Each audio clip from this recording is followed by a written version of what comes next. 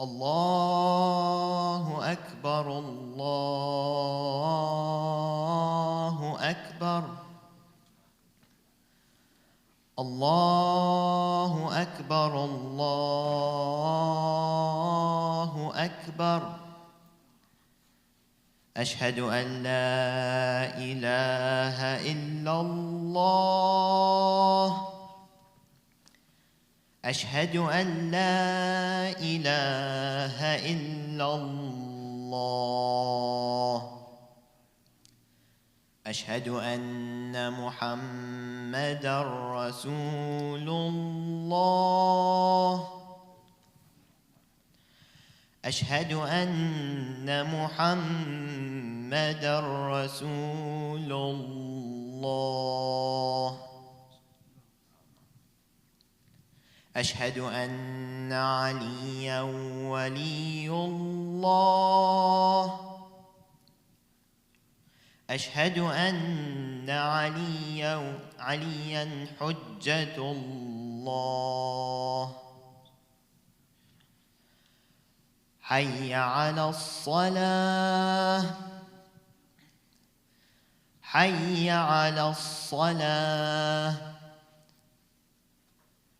حي على الفلاح حي على الفلاح حي على خير العمل حي على خير العمل الله أكبر الله أكبر لا إله إلا الله لا إله إلا الله صلوات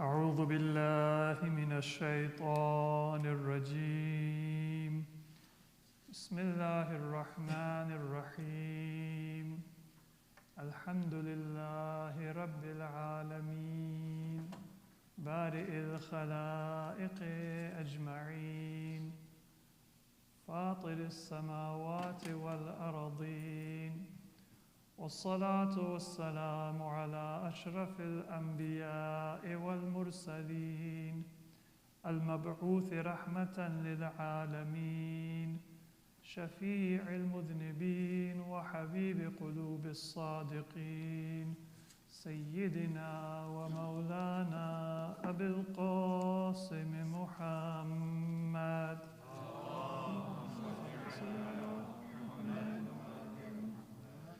وعلى أهل بيته الطيبين الطاهرين ولعنة الله على أعدائهم إلى قيام يوم الدين رب اشرح لي صدري ويسر لي أمري واحلل عقدة من لساني يفقه قولي أما بعد.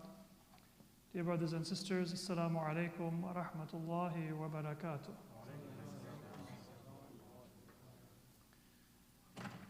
Today, as you know, we are just a few hours away from one of the most important holidays in this country, Christmas.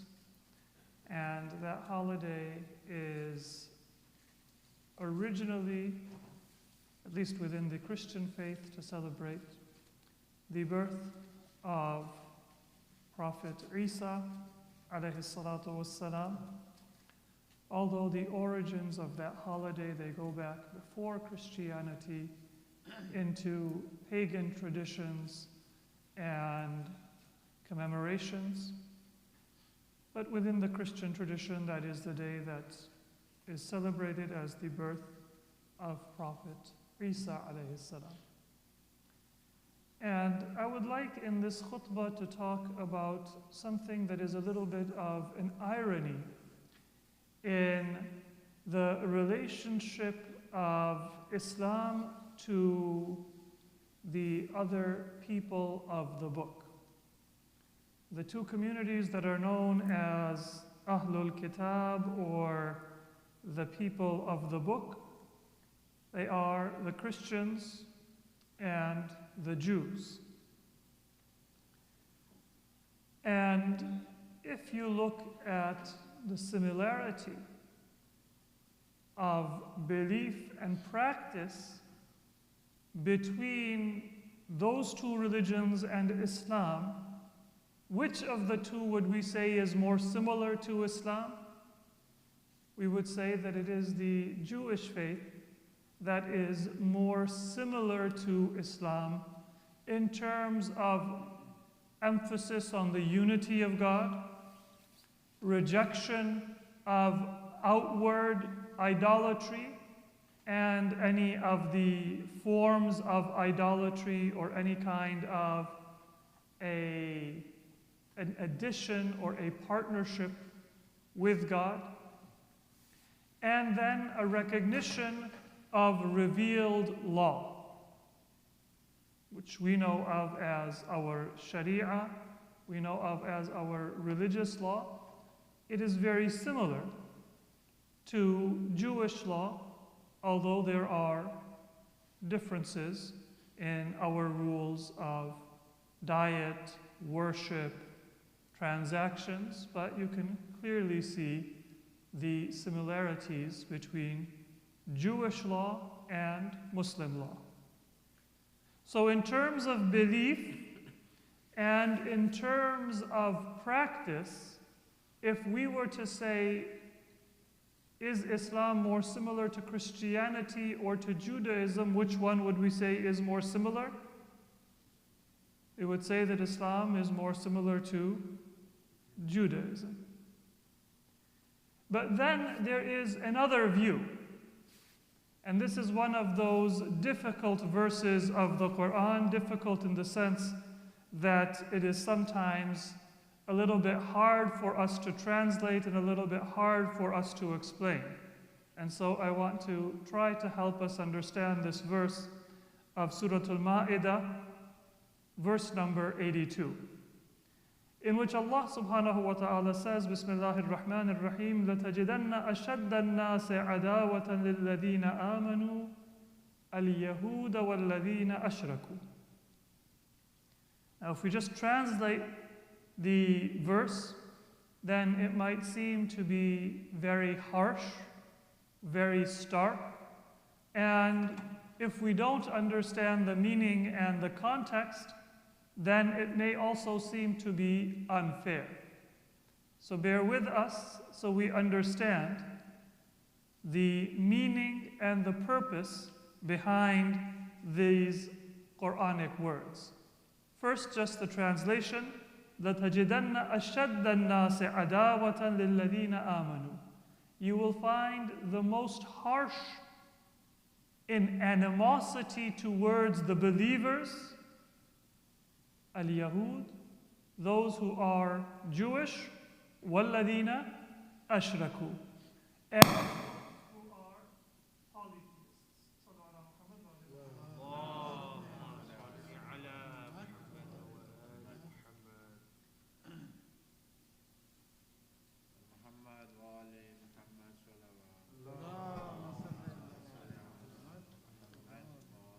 You will find the harshest against the believers, the Jews and the polytheists.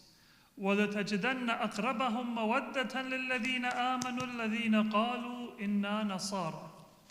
And you will find those who say that we are Christians to be the closest in love, in mawadda, towards the believers. Alaykum salam. So now, this verse tells us that on some level, and for certain reasons, there is a closeness that will exist between Muslims and Christians that will not generally exist between Muslims and Jews. And also interestingly, this verse brings the Jews and the polytheists into one category.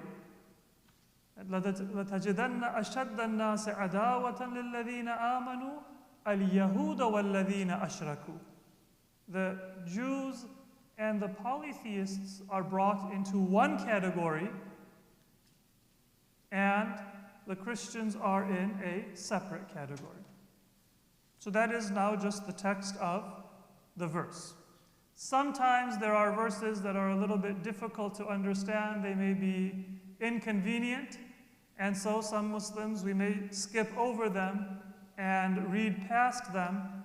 But if we pause and we understand what is the message, then we will realize that these verses are in no way contradicting the overall message of Islam, which is one of harmony and respect.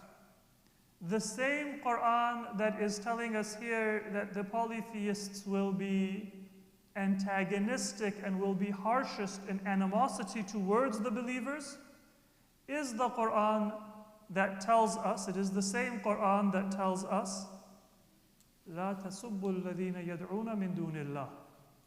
Don't insult the false gods and the idols that they worship other than Allah. And if you've ever seen polytheist rituals, then for somebody who knows that there is only one God, for somebody who understands the profundity and the beauty of Tawheed, it is very hard not to think less of a person who worships an idol, not to look with and speak with contempt for idol worship. The Quran doesn't say that you should sugarcoat the wrongness and the harms that come from idol worship. But the Quran also says, لا تسبوا, don't insult their false gods, their false religion, their false ritual. Because when you insult, فَيَسُبُّ اللَّهَ عَدْوًا بِغَيْرِهِ, then they will also speak in the same tone about what is truly sacred and what is worthy of respect, which is Allah subhanahu wa ta'ala and the teachings and commandments of Allah. So the Quran, it takes a very strict line against polytheism. But it tells Muslims, don't insult the religion and the idols and the false god of the polytheists. So why is that? The reason for that is, number one, there is an effect to ideology and belief that affects the quality of life and even the preservation of life in society. If you look at genocides that have been perpetrated in history, then it is not an act of physical violence that causes that grave crime, the genocide, the massacre. But it is speech, and it is belief, and it is the dehumanization of one's enemy. They are not human. They are not worthy of life. Their families, their lives, their children, their existence is not as important as mine. And this causes many other forms of oppression. So the Quran takes a hard line against those beliefs that are the origin of harm to humanity. And harm might be a massacre, harm might be subjugation, harm might be blinding people to their spiritual and their religious potential. if I have an ability to raise my soul to be a true worshipper of Allah, and because of a false belief system, because of superstition, because of the deviant teachings of people with their own motives, if I am now blocked off from recognizing the truth, from following the truth, then that is the murder of a human soul. I would say it is even worse than the murder of a body, but at the very least we should say that they are both crimes. To kill the physical existence of a person is a crime, and to kill the life of a human soul, the thinking and the spiritual potential of a human being, that is also a crime. So the Quran takes a harsh line against polytheism, because polytheism denies the unity of humanity in terms of our fitrah, in terms of our creator, and in terms of our destiny. When I say that I have my God and you have your God, when I believe that even our gods fight one another and play tricks on one another and commit crimes against one another, if that is my conception of how the gods are in the heavens or wherever they live, then what potential is there for me to aspire to be a just person on this earth? That's not to say that an individual polytheist might not be a moral person. There might be a Muslim who believes in one God, has the most sublime religion and teachings, but they are a terrible criminal. And there might be another person who follows a false religion, and there might be a wonderful person. That is not the point. The point is that if you are a Muslim, even if you do not uphold the teachings of Islam, you have the blueprint for salvation and success in this life and the hereafter in your hands. And if that blueprint exists and is present in society, I might not use it, but others around me may use it and benefit from it. And so there is a value for the existence of that blueprint, the teachings of Islam, the life-giving and the unifying teachings of our Prophet, even if I myself am negligent in utilizing them. And there might be another person who commits evil. They follow a false religion. Their evil is not just in the evil that they do, but also in the evil that they subscribe to. Because if they change their practice and they do good, but they still subscribe to that false belief, then it will not be sustainable. It will not be something that will give life to humanity. So Islam says that if there is a philosophy that is inherently subjugating, that is inherently oppressive, that inherently causes strife, or that blinds a person to the deeper reality of their existence, whether it results in warfare, which polytheism does, or whether it results in war against our fitrah and our purpose, which polytheism does, then it is something that Islam will take a strong stance against. That is the first point. Islam believes al-fitnatu ashaddu min al-qatl. When you cause strife and you put false ideas in people's society and minds and culture, that is poison, that it might not kill anybody right now, but it can cause warfare and it can cause harm for generations. And this is not a theoretical point.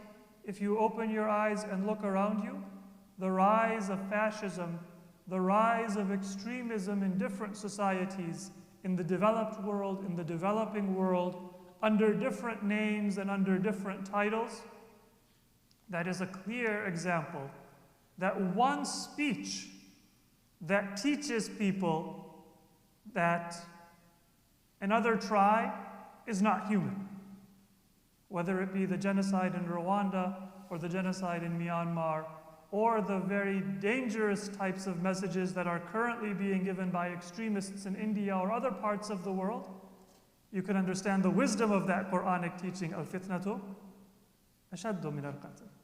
The harm comes from the fitna. And if you don't oppose the fitna, the qatl will come after it. So that is number one. Now, so far, we've spoken about polytheism. But what about Judaism? Jews believe in one God. Jews practice the sacred law. This is our second point. If the Quran had said, لَتَجِدَنَّ أَشَدَّ النَّاسِ عَدَاوَةً لِلَّذِينَ آمَنُوا الَّذِينَ أَشْرَكُوا, then maybe we would understand it. Because polytheism, the entire Quran is devoted to a condemnation of it. But why does the Quran say, al-Yahood, al-Yahood? The second point is for us to remember that our beliefs are to orient us towards truth.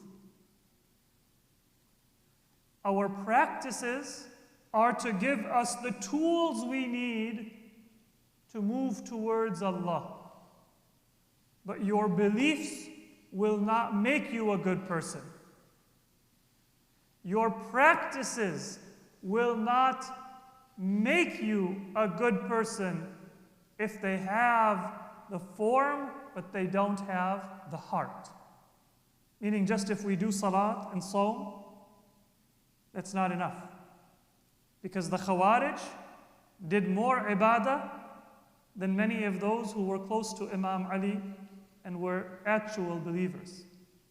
The Jews have a much more strict sharia that they practice than we as Muslims do.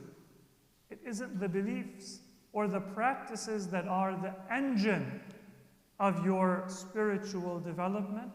It is the morals and the ethics that define your life. That is why we have a hadith from Ahlul Bayt, from our beloved Prophet Muhammad Mustafa sallallahu alaihi wa sallam, and also frequently repeated by our sixth Imam, Imam Ja'far as-Sadiq alayhi salatu was-salam, هَلِ الدِّينِ إِلَّا الْحُبُّ وَالْبُغْضُ. Religion is but love for what is good and hatred for what is evil. That is the engine. And if I have that engine which propels me forward, then the right beliefs mean that my qibla will be correct. And the right practices mean that I will have the vehicle that will convey me to where I want to go. Because if you have a working engine, but your tires don't have air, your vehicle doesn't have what it needs, then you won't actually be able to move. But that heart of your spiritual development is your morals, your ethics, your hub and your bughd. And on that level, the Quran says that there is a similarity between Muslims and Christians. Not all Muslims, because there are some Muslims who are arrogant. And not all Christians, because there are some Christians who are arrogant. We have Christian Zionists today, for example, who may not value the human values that I'm speaking about. But there is a similarity, and the Quran tells us why. ذَلِكَ بِأَنَّ مِنْهُمْ قِسِّيسِينَ وَرُهْبَانًا وَأَنَّهُمْ لَا يَسْتَكْبِرُونَ. That last sentence is key. They are not arrogant. They don't think that they are better than others. That is the binding link between a group of Christians and a group of Muslims. If my Islam is an Islam of istikbar, then I am not one of the Muslims in this verse. And if a particular Christian is a Christian of istikbar, of arrogance, then they are not going to be closest to the believers in faith. And the third then and final point. Why does the Quran use the word Yahood? Is that prejudice? Is that stereotype? Because that's the question that people have. Well, I know some Jews, they're very, very concerned about human rights and dignities. And when Muslims are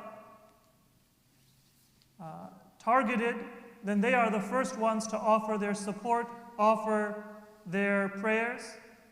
And that is true. Why does the Quran use that word? Because that was the word that was used by those Jews themselves who said that we are chosen by God, and therefore our lives are more valuable than the lives of others. We don't owe fulfillment of a promise if we make a promise to anybody else. We don't have to deal with other people with justice because we are the chosen ones of God and they were created to serve us. The Quran didn't introduce that word and introduce the word Yahood into its discourse. That was the language that they used for themselves, and so the Quran wanted to be understood by the people it was addressing. It used the same language that they used. And in fact, that is a mark of respect. Even today, let's say there is a religion that has a certain name. If I give them a different name based on my theology, then that is a sign of disrespect. If I use the term that they refer to themselves by, then that is a sign of respect. That is why the Quran used that term. But that doesn't mean that the term stayed the same in history. So when you want to understand this verse, then you have to see what is that political and social philosophy that supports subjugation. If the term Jew or Jewish today refers to a religion, but not to a philosophy of subjugation, the wording of the Quran doesn't change. And it is not mistaken. But the application of that verse today will change. And in our time, we have all of the respect and love for Judaism as a religion. But in our time, the terminology is different. Those who believe in a superiority of a particular group and the subjugation of others, we don't know of them as Jewish, we know of them as Zionist, and there is a distinction. And that Zionist may be Christian, or Jewish, or Muslim. You've heard of Christian Zionism? The big challenge of our time and the future will be Muslim Zionism. So, does the Quran need to be changed? No. Is the Quranic message in need of moderation? No. The Quran has very accurately and very respectfully used the term that the people of that time used for their philosophy. But it was a philosophy of superiority, not a philosophy of justice. And the Quran condemned it in the harshest term and said the reason I am condemning it is because istikbar is the very original sin that Shaitan committed, which separates humanity from Allah. Now, in your time, look for those people who are mustakbir, arrogant, and separate yourself from them. Whatever the label might be, it might be different from the time of the Quran. The Quran is calling you to apply it according to your time and your circumstances. And so is this verse against the Jews? Absolutely not. Is this verse against the polytheists? Absolutely not. Is this verse a vindication of Christians? Absolutely not. Is this verse the vindication of Muslims? Absolutely not. It gives us a standard. And that standard is istikbar. If I am a Muslim or a Christian and I am mustakbir, then I am condemned by the logic of this verse. And if I am a Jew or a polytheist who is not mustakbir, then I am not condemned by the logic of this verse. I hope that message is clear and we understand the deeper meaning and the wisdom of this verse of the Quran. Let us pray to Allah subhanahu wa ta'ala that He allows us as Muslims, first of all, to be humble and then to form a relationship in humility with the people of the book and followers of other religions. Bismillahir Rahmanir Rahim. Inna a'tainaka al-kawthar fasalli li rabbika wanhar inna shani'aka huwa al-abtar.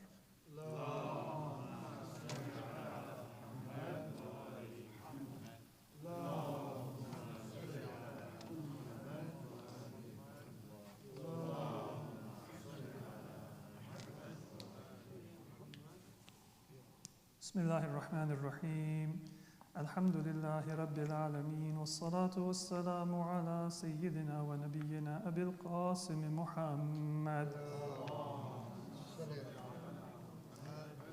وعلى أهل بيته الطيبين الطاهرين ولعنة الله على أعدائهم إلى قيام يوم الدين. Dear brothers and sisters, in the second khutbah I seek forgiveness for myself and for all of us present and all mu'mineen and mu'minat. In the first khutbah I intended to just briefly discuss this verse of Quran because it talks about our relationship with Jews and Christians. My intention was to speak about it for 15 minutes, but in attempting to give a comprehensive understanding, we took a little bit longer, so I will summarize my second khutbah. I wanted to speak about Prophet Isa alayhi salatu wassalam. But instead of giving that khutbah, I will just refer you to Surah Maryam, verse number 16. وَاذْكُرْ فِي الْكِتَابِ مَرْيَمَ إِذِ انْتَبَذَتْ مِنْ أَهْلِهَا مَكَانًا شَرْقِيًّا. From verse number 16 of Surah Maryam until verse number 34. ذَلِكَ عِيسَى ابْنُ مَرْيَمَ قَوْلَ الْحَقِّ الَّذِي فِيهِ يَمْتَرُونَ. 16 to 34. These verses of Quran were the verses that were recited by Ja'far al-Tayyar when the Muslims made their first migration to Abyssinia. The people of Makkah oppressed the Muslims had to flee. The people of Makkah had trade relations with the Abyssinian king. So they said that we will tell our friend the king that these are rebels, these are slaves, they insult your beliefs as a Christian, and therefore they should be returned to us. When the Makkans gave that message, because Abyssinia's king, the Najashi, had a respect and a friendship with them, so he became angry, but he was a just king. He said, let me hear what the other party says. Ja'far al-Tayyar, the brother of Imam Ali, the cousin of our Prophet Muhammad sallallahu alaihi wasallam, was the head of the Muslim delegation. He spoke about Jahiliyyah and Islam and the difference that Islam brought, and then he recited these verses of Surah Maryam, which describe Prophet Isa and the mother of Prophet Isa, Maryam salamullahi alayha, in the view of the Muslims. And you can recite these verses inshallah when you go home. Verse 16 to 34 of Surah Maryam. It was such a beautiful message and such a beautiful messenger that when Najashi heard these verses, he began to weep. And he said that whatever my friendship, whatever my political and trade interests with Hijaz and Makkah might be, I will never prevent you from living and worshiping in our midst and under our protection so long as you will. And according to some reports, he said, by God, this is exactly my belief about Maryam and Isa alayhim as-salam. It was a very beautiful message, and I encourage all of us to look at those verses, Surah Maryam, verse 16 to 34. May Allah subhanahu wa ta'ala allow all of us to honor Prophet Isa, Lady Maryam salamullahi alayha, and all of the prophets of our religious tradition. It is our belief that Imam Mahdi and Prophet Isa, they will return at the end of time to restore justice and harmony to a world filled with injustice and oppression. At this time when Christians celebrate the birth of Isa alayhi salam, let us pray for the return of Isa and for the return of Imam Mahdi. May Allah hasten his appearance. Sallu ala Muhammad wa ala Muhammad. Sallu ala Muhammad. Assalamu ala Rasulillah. Assalamu ala Ali Amir al-Mu'mineen. Assalamu ala Fatimat al-Zahra. Assalamu ala al-Hasan wal-Husayn Sayyiday Shabab Ahli al-Jannah. وعلى علي بن الحسين ومحمد بن علي وجعفر بن محمد وموسى بن جعفر وعلي بن موسى ومحمد بن علي وعلي بن محمد والحسن بن علي والحجة بن الحسن القائم المهدي عجل الله تعالى فرجه وسهل الله مخرجه وظهوره وجعلنا من أعوانه وأنصاره والمستشهدين بين يديه. صلوا على محمد وعلى محمد. إن الله يأمر بالعدل والإحسان وإيتاء ذي القربى وينهى عن الفحشاء والمنكر والبغي يعظكم لعلكم تذكرون. صلاة الجمعة. الله أكبر الله أكبر. أشهد أن لا إله إلا الله. أشهد أن لا إله إلا الله. أشهد أن محمدا رسول الله صلى الله عليه وسلم. أشهد أن محمدا رسول الله صلى الله عليه وسلم. أشهد أن عليا ولي الله. حي على الصلاة حي على الصلاة حي على الفلاح حي على الفلاح حي على خير العمل حي على خير العمل. قد قامت الصلاة قد قامت الصلاة. الله أكبر الله أكبر. لا إله إلا الله. الله أكبر. بسم الله الرحمن الرحيم. الحمد لله رب العالمين الرحمن الرحيم مالك يوم الدين إياك نعبد وإياك نستعين اهدنا الصراط المستقيم صراط الذين أنعمت عليهم غير المغضوب عليهم ولا الضالين. بسم الله الرحمن الرحيم. قل يا أيها الكافرون لا أعبد ما تعبدون ولا أنتم عابدون ما أعبد ولا أنا عابد ما عبدتم ولا أنتم عابدون ما أعبد لكم دينكم ولي دين. الله أكبر. اللهم صل على محمد وآل محمد. اللهم إنا نرغب إليك في دولة كريمة تعز بها الإسلام وأهله وتذل بها النفاق وأهله وتجعلنا فيها من الدعاة إلى طاعتك والقادة إلى سبيلك. اللهم صل على محمد وآل محمد. الله أكبر. سبحان ربي العظيم وبحمده. رب صل على محمد وآل محمد. سمع الله لمن حمده. الله أكبر. سبحان ربي الأعلى وبحمده. رب صل على محمد وآل محمد. الله أكبر. استغفر الله ربي وأتوب إليه. الله أكبر. سبحان ربي الأعلى وبحمده. رب صل على محمد وآل محمد. الله أكبر. بحول الله. بسم الله الرحمن الرحيم. الحمد لله رب العالمين الرحمن الرحيم مالك يوم الدين إياك نعبد وإياك نستعين اهدنا الصراط المستقيم صراط الذين أنعمت عليهم غير المغضوب عليهم ولا الضالين. بسم الله الرحمن الرحيم. قل هو الله أحد الله الصمد لم يلد ولم يولد ولم يكن له كفوا أحد. كذلك الله ربنا. الله أكبر. سبحان ربي العظيم وبحمده. رب صل على محمد وآل محمد.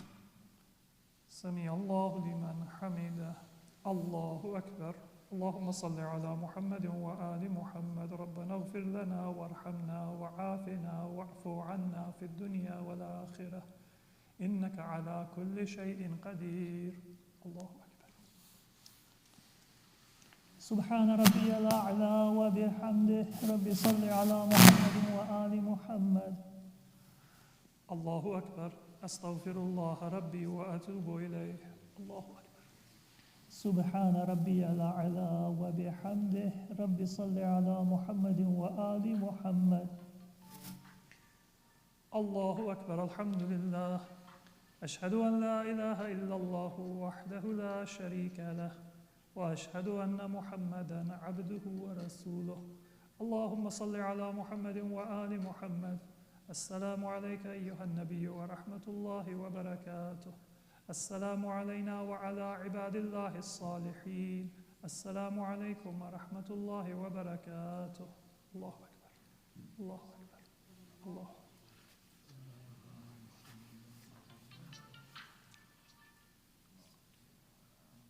إن الله وملائكته يصلون على النبي يا أيها الذين آمنوا صلوا عليه وسلموا تسليما.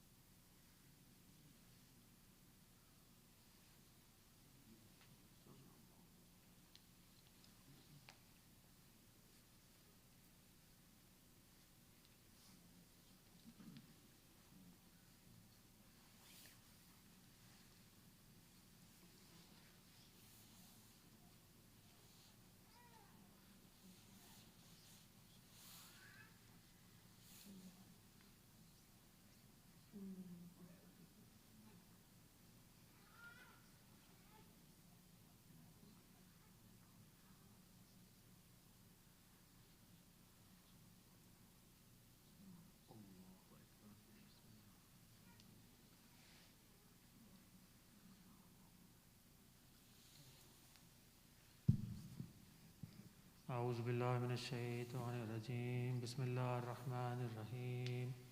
يا ذا الجلال والإكرام يا ذا النعماء والجود يا ذا المن والطول حرم شهبتي على النار. اللهم اهدني من عندك وأفز علي من فضلك وانشر علي من رحمتك وأنزل علي من بركاتك. إلهي هذه صلاتي صليتها لا لحاجة منك عليها ولا رغبة منك فيها إلا تعظيما وطاعة وإجابة لك إلى ما أمرتني به. إلهي إن كان فيها خلل أو نقص من نيتها أو قيامها أو قراءتها وركوعها أو سجودها فلا تواخذني وتفضل علي بالقبول والغفران برحمتك يا أرحم الراحمين. اللهم صل على محمد وعلى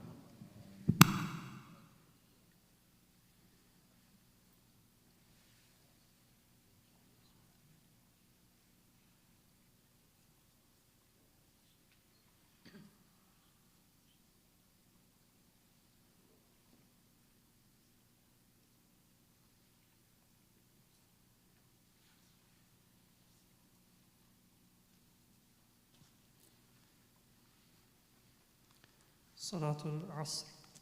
الله أكبر. الله أكبر. أشهد أن لا إله إلا الله. أشهد أن لا إله إلا الله. أشهد أن محمدا رسول الله. أشهد أن محمدا رسول الله. أشهد أن عليا ولي الله. حي على الصلاة حي على الصلاة حي على الفلاح حي على الفلاح حي على خير العمل حي على خير العمل قد قامت الصلاة قد قامت الصلاة الله أكبر الله أكبر لا إله إلا الله الله أكبر بسم الله الرحمن الرحيم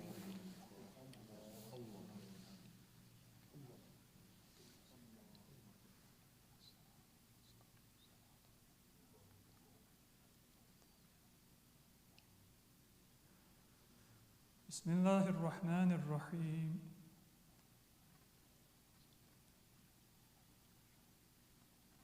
الله أكبر سبحان ربي العظيم وبحمده رب صل على محمد وآل محمد سمع الله لمن حمده الله أكبر سبحان ربي الأعلى وبحمده رب صل على محمد وآل محمد الله أكبر أستغفر الله ربي وأتوب إليه الله أكبر سبحان ربي الأعلى وبحمده رب صل على محمد وآل محمد الله أكبر بحول الله وقوته بسم الله الرحمن الرحيم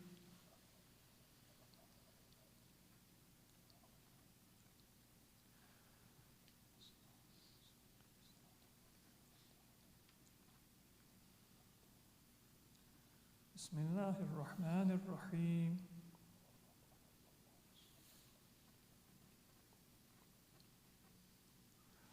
الله أكبر اللهم صل على محمد وآل محمد ربنا اغفر لنا وارحمنا وعافنا واعف عنا في الدنيا والآخرة إنك على كل شيء قدير اللهم صل على محمد وآل محمد الله أكبر سبحان ربي العظيم وبحمده رب صل على محمد وآل محمد سمع الله لمن حمده الله أكبر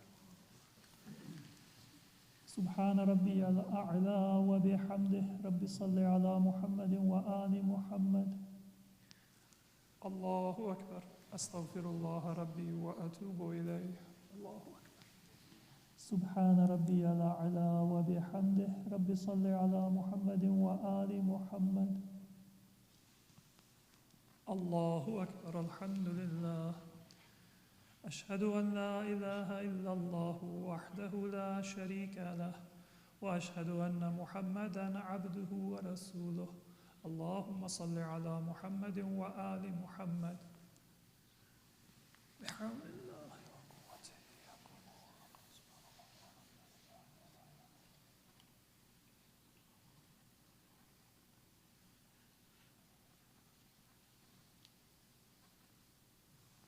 الله أكبر سبحان ربي العظيم وبحمده رب صل على محمد وآل محمد سمع الله لمن حمده الله أكبر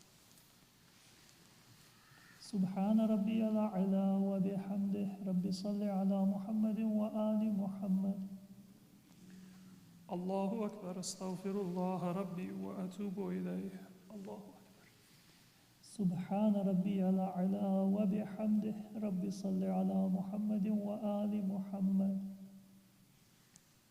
الله أكبر بحول الله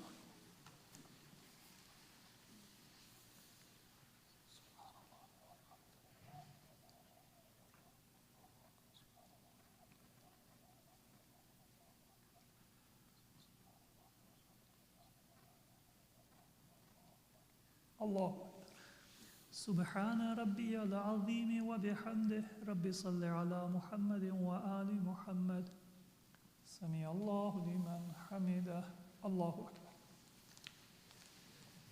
سبحان ربي الأعلى وبحمده رب صل على محمد وآل محمد الله أكبر أستغفر الله ربي وأتوب إليه الله أكبر سبحان ربي الأعلى وبحمده رب صل على محمد وآل محمد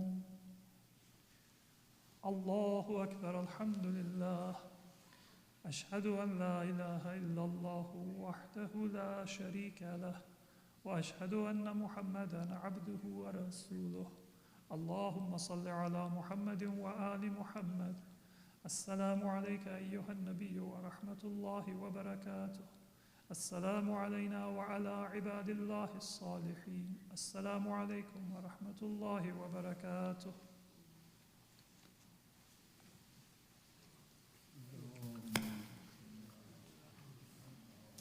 أعوذ بالله من الشيطان الرجيم بسم الله الرحمن الرحيم إن الله وملائكته يصلون على النبي يا أيها الذين آمنوا صلوا عليه وسلموا تسليما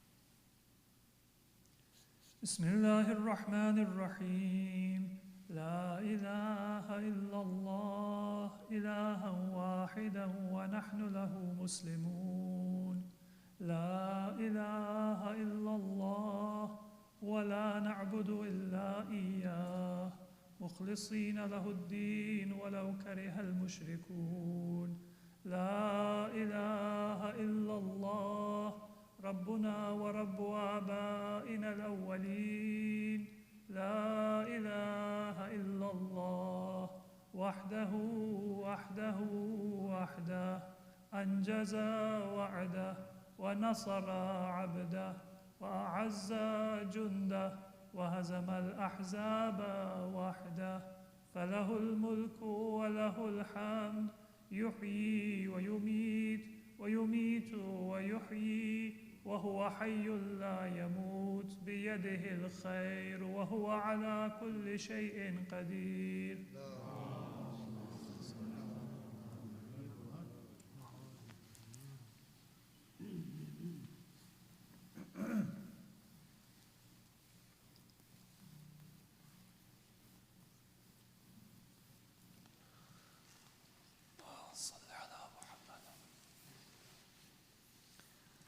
السلام عليك يا رسول الله السلام على علي أمير المؤمنين السلام على فاطمة الزهراء سيدة نساء العالمين السلام على الحسن والحسين السلام على الأئمة المعصومين من ذرية الحسين السلام عليكم جميعا أهل بيت النبوة ورحمة الله وبركاته اللهم صل على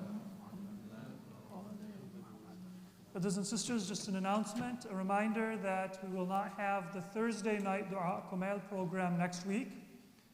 We will have Salatul Jumu'ah next week like normal. And there will be a youth session tonight. And next week, for those who are interested, it will end a little early, around 9 o'clock, so that people can get back before the late night driving and festivities begin, which might not be safe. Assalamu alaikum wa